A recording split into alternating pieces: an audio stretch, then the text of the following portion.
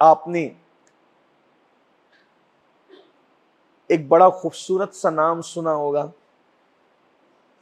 और बड़ा मशहूर नाम है, हज़रत सैयदना मखदूम माहिमी रहमतुल्लाह अलैह। हमारे मुंबई में मखदूम साहब का मज़ार है और ये जो महीना जो अभी शुरू हुआ ना, इसकी 7 तारीख को उनका उर्स है, यानी इसी हफ्ते में उनका उर्स है। तो बरकत के लिए सुन लें कि वो वली कैसे हैं। हज़रत मखदूम माहिमी कुतुब हैं, हमारे मुंबई के, महाराष्ट्र के कुतुब हैं, बहुत बड़े वली। और आपको पता होना चाहिए उनकी किताबें मिस्र के मदरसों में पढ़ाई जाती, उनकी किताबें मिस्र के मदरसे में पढ़ाई जाती है। लेकिन आपको एक हैरत अंगेज बात बता दूं, वो कभी किसी मदरसे में पढ़ने नहीं गए और उनकी किताबें मदरसों में पढ़ाई जाती है।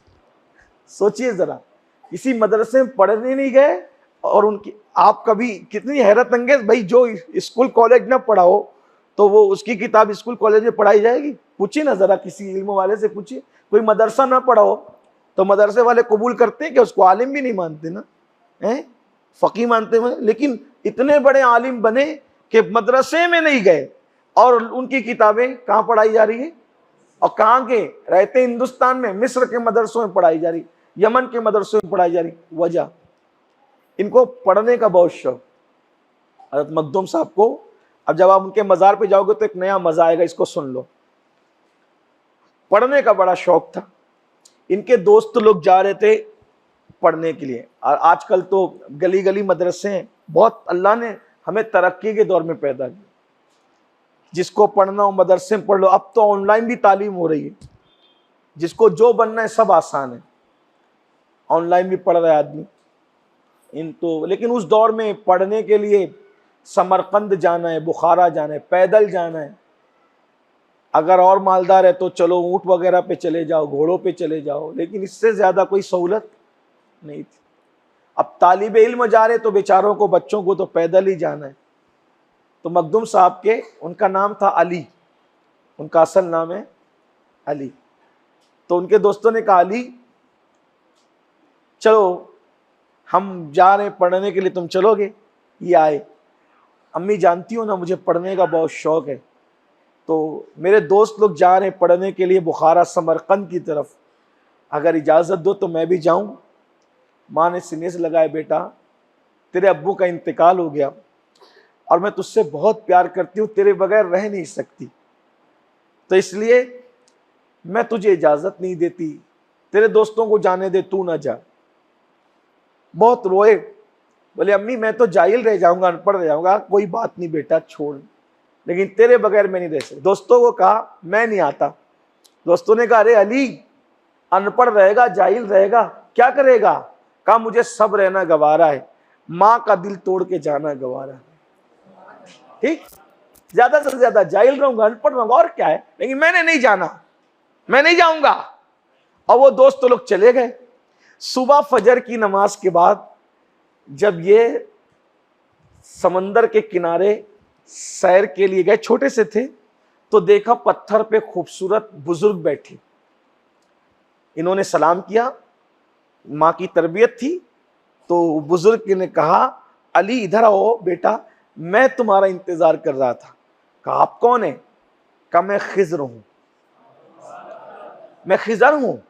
और खिजर आप मेरा इंतजार? हाँ बेटा, दरअसल तूने अपनी माँ का दिल नहीं तोड़ा ना, तो अल्लाह ने उसके इनाम में तुझ पे ये करम फरमाया कि मेरी ड्यूटी अल्लाह ने लगा दी कि मैं तुझे पढ़ाया करूंगा, आलिम मैं बनाऊं। अगर तू माँ का कहना तोड़ के जाता तो मिस्रियों से, शामियों से, इराकियों से पढ़ता, लेकिन तूने माँ का कहना माना। अल्लाह को तेरी अदा इतनी पसंद आ गई कि अल्लाह ने तुझे पढ़ाने के लिए मुझे मुकर्रर फरमाया, मैं तुझे पढ़ाऊंगा, रोज आऊंगा, रोज आया कर, लेकिन एक शर्त है, ये राज किसी को बताना मत।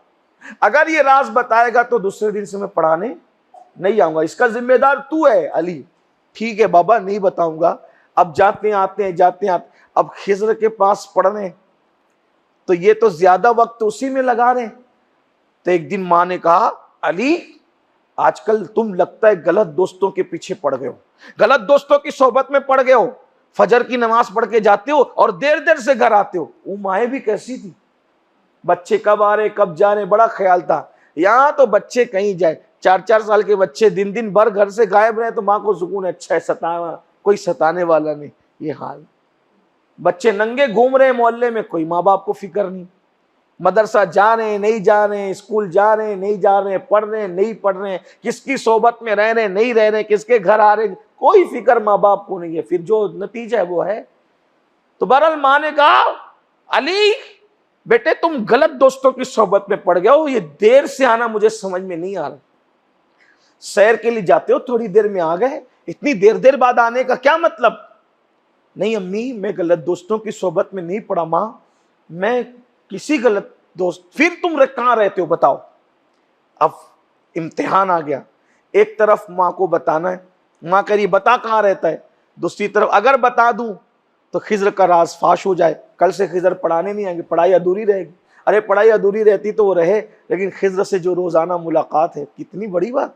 खिज्र कोई मामूली हस्ती तो नहीं ना, उनसे मुलाकात ही बहुत बड़ी बात है। कल से मुलाकात बंद हो जाएगी, क्या करूं? माँ का दिल रखूं या खिज्र की ज़ियारत रखूं? फिर फौरन दिल में ख्याल आया, खिज्र ना आते ना आए, पढ़ाई ना होती ना हो, माँ का दिल नहीं दुखाऊंगा, माँ को तकलीफ नहीं पहुंचाऊंगा। बस माँ को कह दिया, माँ खिज्र पढ़ाने आते थे और उन्होंने कहा था अगर ये राज पता चल जाएगा तो पढ़ाने नहीं आएंगे।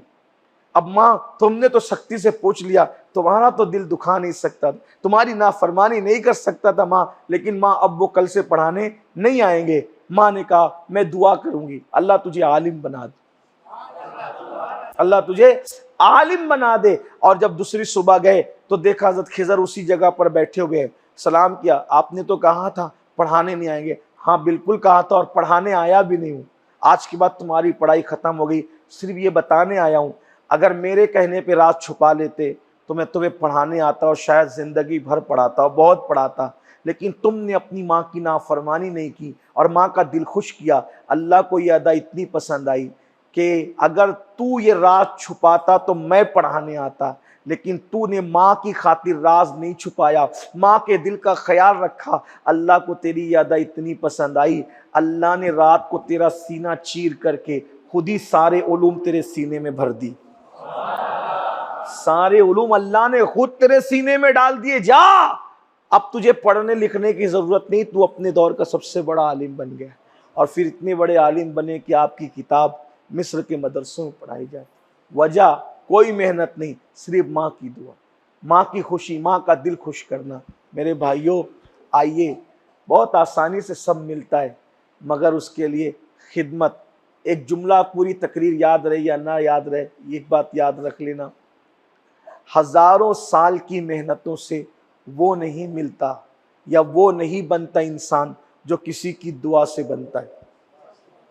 याद रख, हजारों साल की मेहनतों से वो मकाम नहीं मिलता जो दुआ से मिलता है। और दुआ कब मिलती है?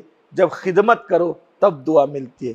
माँ बाप की दुआएं भी लो, पीरों की दुआएं भी लो, इमामों की दुआएं भी लो, मोहल्लों के कमज़ोरों के बड़े बूढ़ों की दुआएं भी लो। इंशाअल्लाह ये दुआएं आपको वहाँ बना देगी जहाँ आपको कोई नहीं बना सकता। ये दुआएं वहाँ काम आएगी जहाँ कोई काम नहीं आ सकता।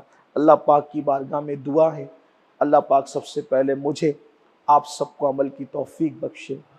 यहाँ से जाने के बाद पहला काम यही करें कि जिनसे माँ बाप नाराज़ हों, अपने माँ बाप को राज़ी करें, अपने माँ बाप को खुश करें और उनको एक मुर्शिद की तरह, एक पीर की तरह अपने घर में रखें। अल्लाह हमारे माँ बाप का साया दराज फरमाए। अगर किसी के माँ बाप दुनिया से कूच कर गए, अब वो क्या करें? वो तो पछता रहे होंगे। हर जुमा को माँ बाप की कब्रों पे जाया करो, इसाले सवाब किया करो, रोज़ाना उनके लिए मगफिरत की दुआ किया करो। जो जुमा के दिन या जुमेरात के दिन माँ बाप की मज़ार की ज़ियारत को जाएगा, जब वो मरेगा तो उसकी कब्र की ज़ियारत के लिए फ़रिश्ते आया करेंगे। अल्लाह ताला तौफीक दे। गुफ्तगू के दरमियान कोई गलती हो तो अल्लाह माफ़ फरमाए।